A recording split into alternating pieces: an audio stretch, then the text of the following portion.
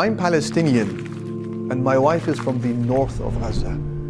It's an odd situation for me. For the first time in my life, the plight that I wish to support actually needs no introduction. Whilst Israel is trying to tell us what is happening, Palestinians are showing us what is happening.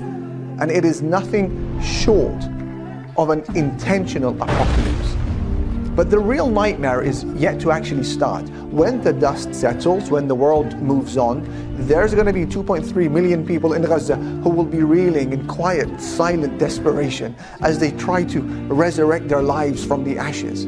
So my family, my friends, my students, my colleagues have come together here in Wales and globally to set up a one-of-a-kind support system for Gaza. We want to create a dedicated Waqf, a permanent endowment, which is usually in the form of a property, and all of the generated profits, they go to a chosen cause.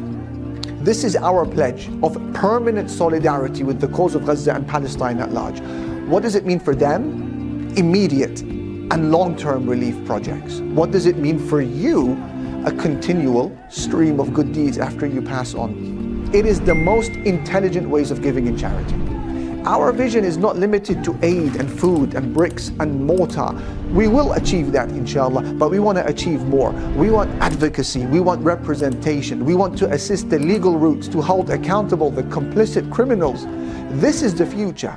Aid, advocacy, accountability. Raising Gaza from the ashes is only one of our objectives. Raising Gaza to the forefront of our ummah's conscience, that is another objective.